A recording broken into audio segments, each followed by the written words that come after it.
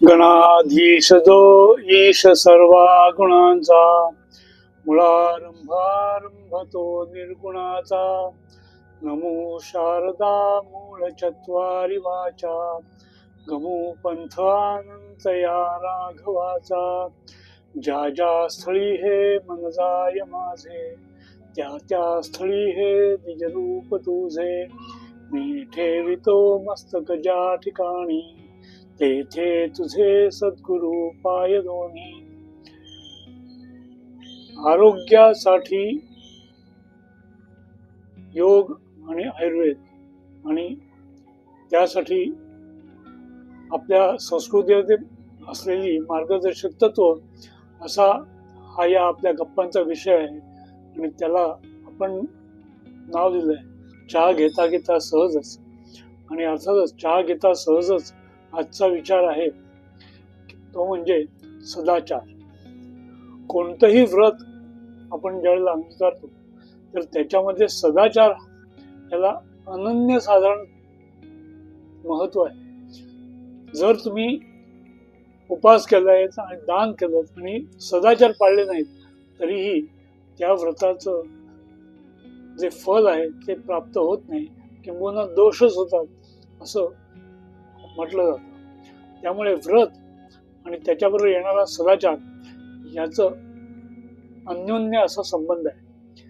म्हणून आज आपण सदाचाराबद्दल बोलतोय. आयुर्वेदामध्येही सदाचाराला अत्यंत महत्व आहे आणि त्याला आचार रसायन असं स्वतंत्र नाव आहे आणि ते स्वतंत्र प्रकरण आहे. त्यामुळे वेगवेगळी औषधं ही आपण घेतोच.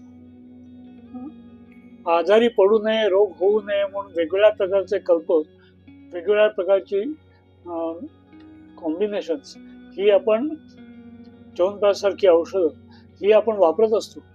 पण आचार रसायन त्यामध्येही श्रेष्ठ आहे. ते जर अंगीकारलं, ते जर आपल्या जीवनामध्ये कायमचं स्वीकारलं तर बाकीची रसायनं लागत नाहीत किंवा कमी लागतात असा निर्वाळ आहे. त्यामुळे सदाचाराचं महत्व आपण पाहू. आता सदाचार हा सगळ्याच वेदांमध्ये सांगितलंय, उपनिषदांमध्ये सांगितलंय, पुराणांमध्ये सांगितलंय. शेवटी सदाचार हा सगळ्यांचा मूळ आहे. पण कसं आहे की जे सात्विक आणि थोर ज्यांनी तपश्चर्या केली आहे, ज्यांनी या षड्रिपूंना आपलंसं केलेलं आहे, अशांनी जर कधी क्रोध केला तर त्याचाही कधी उपकार संपूर्ण जगतावर होतो. त्यामुळे तो क्रोधही सात्विक स्वरूपाचा असतो आणि त्यामुळे त्याला महत्व आहे. आता क्रोध जर झालाच नसता तर रावणाचा वध झाला नसता. रावणाचा वध झाला नसता तर रामाचं महत्व आपल्याला समजलं नसतं. आणि रावण इतका शूर आणि विद्यावान होता तरी सुद्धा त्याची अशी अवस्था का व्हावी, त्याच्या मागेही सदाचार आणि दुराचार हीच कारणं दिसतात.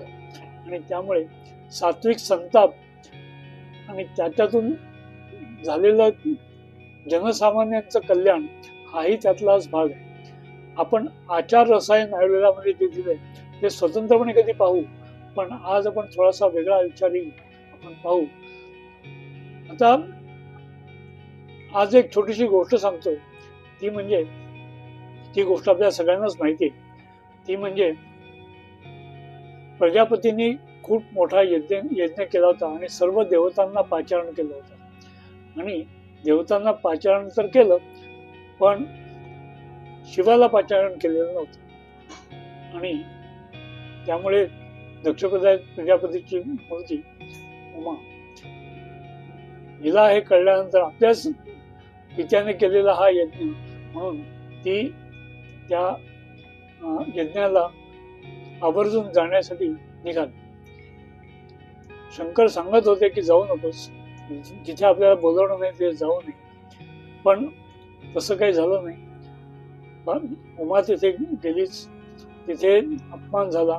अपमान झाल्यामुळे आत्मदहन झालं आणि आत्मदहन झाल्यानंतर हे ज्या वेळेला शिवाला कळलं त्यावेळेला प्रचंड क्रोध उत्पन्न झाला आणि त्याच्या पुढची घटना आपल्याला सगळ्यांनाच माहिती आहे. पण हा क्रोध जो आहे, हा क्रोध ज्वरासाठी कारण ठरला आणि त्यामुळे संपूर्ण विश्वामध्ये क्रोध हा म्हणजे ज्वर हा क्रोधाचं स्वरूप आहे आणि त्यामुळे हे आपल्याला माहिती असण्यासाठी हे आपण सांगतोय.